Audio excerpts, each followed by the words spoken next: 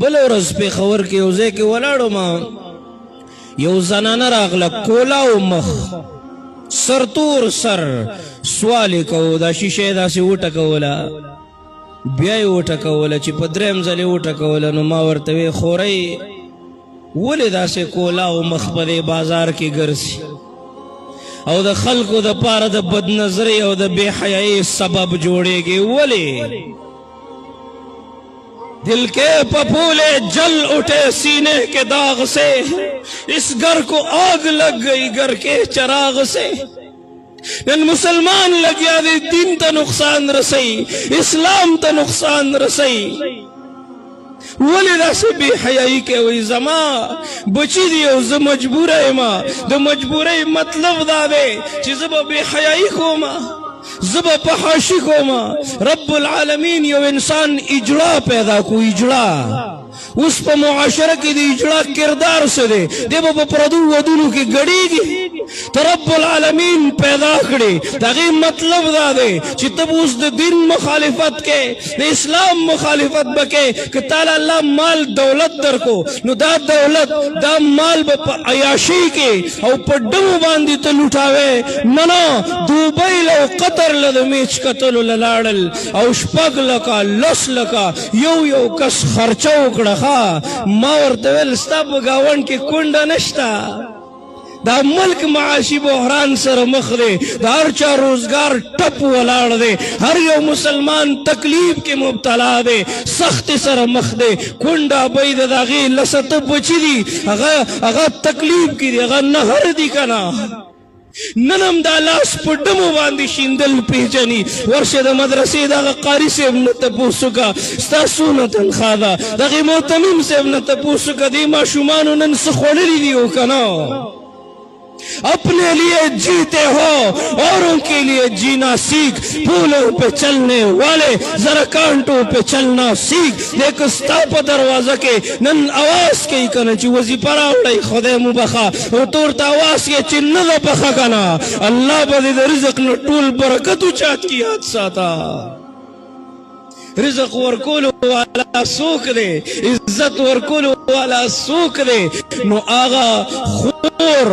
آغا بی حیائی کرے ولی مات ضرورت دے ما ورتویل ما دا اللہ پزاد میں دے قسمی دا ظلط درد میں درتوی ما اے خورے دا سر پٹکا اے خورے دا حیاء برقوا چوا اے خورے دا خپل کور کے پا حیاء و عزت باندے کی نکنا رب العالمین وللہ خزائن السماوات والارض دا زمکے و دا اسمانون و دا خزانو مالک دے کنا او دیر غیرتی بادشاہ دے خواہ دا داس زینب رزق در کی دا داس زینب دا رزق بندو بسو کی چی ستا پا سوچ و گمان کی بم نہیں ستا پا دے حیاء کے عفت کے پردہ کی چی کم پاور دے و کم طاقت دے کنا اے خور تا تا پتہ نشتا اے مور تا تا پتہ نشتا دا چی کم طاقت دے کنا دا طاقت دا مجاہدین پا تکبیراتو کے نشتا نن دے معاشری تا دا حیاء ضرورت دے نن ضرورت دے چی قرن فی بیوت کننا عمل وشی نن ضرورت دے چی یا ایوہ النبی قل لازواجکا و بناتکا و نساء المومنین نن ضرورت دے خواہ چی دا حیاء زندگی نن ضرورت دے چی دا عفت زندگی انشاءاللہ رب العالمین بدا طول مسئلے و پریشانی ختمی کی اس بدا مخ کو رزو کی اسڑے دیر دا جیدادونو خواندو جیدادونے ٹول پا سلورو زامنو تقسیم کرل یوی لور وا لور غریب بس جیسے تیسے وعدہ کڑی و غریب چرتا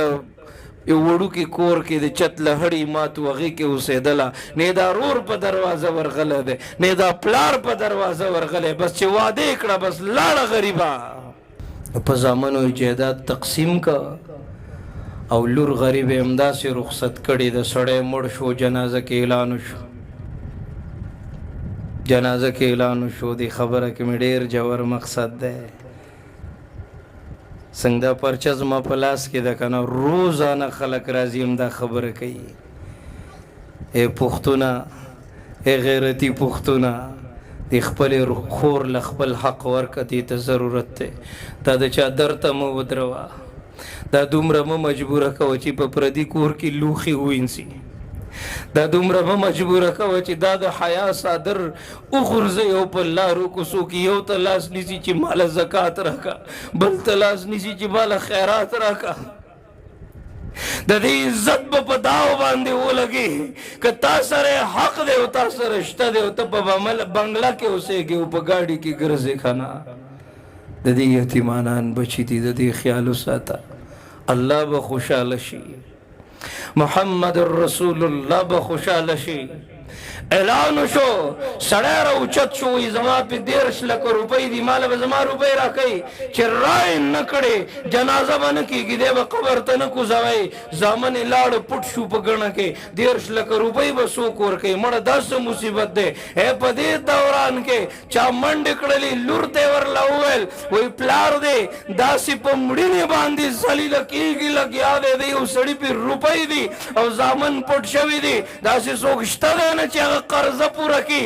قرضه ادا کړي. ښه لورې را منډې کړلې، یو ماشوم یې د ګوتې نه نیولی دی، یو یې غېږ کې نیولی دی او را منډې والې د کور کاغذونه یې راغیستې دي او هغه سړي له یې ورکړه، په پرده کې راغلې ده. وایي دا کاغذونه والا، دا کاغذونه والا، دا کاغذونه والا، زما د کور کاغذونه دي. که په دې باندې م ستا قرضه ادا نه شوه، زه به خپل بچي خرڅ کړم، خو زما پلار په مړینې باندې مه رسوا کوه. زما یو ماشومه لور ده، نو زه کور ته رالم یو ورځ، نه دې ماشومانو دا غل باچا وزیر لوبې کولې، کاغذونو باندې به یې داسې ولیکل او بیا به یې هغه کاغذونه وغورځول. دا به یې داسې ولیکل او بیا یې غورځول. زه ورسره کېناستم، نو چې یو ځل یې کاغذونه وغورځول او موږ راواخیستل، نو زه پکې باچا راووتم. چې په دویم ځل یې وغورځول، بس قسمت مې ښه و، زه پکې وزیر راووتم. او چې په دریم ځل یې وغورځول که نه، بس کار مې خراب. ما اوس خپل کاغذ داسې پټ نیولی دی او د ماشومان چې دي که نه، دوی ته پته ولګېده چې سړی خو غل راوتی دی. نو چې څوک به غل راووتو نو په هغه به یې دا نوکارې لګولې. نو چې کله د ماشومان په ما پوه شو، په ما یې نوکارې لګولې، نو چې په چا به یې نوکارې لګولې هغه به په زوره وي سبحان الله سبحان الله، نو بیا به یې پرېښوده. په ما دې ماشومانو نوکارې لګولې، نو زما دې ماشومې لور ما نه لاسونه تاو کړه او په ژړا شوه.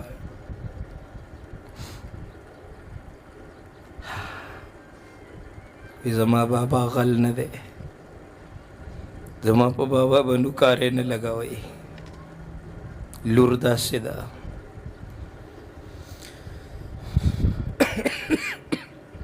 دا څه چې په نظر راځي دا زموږ جهالت دی. واورئ دا خبره په کولاو غوږونو، دا زموږ جهالت دی، نور سم نه دی، موږ تربیت نه دی کړی.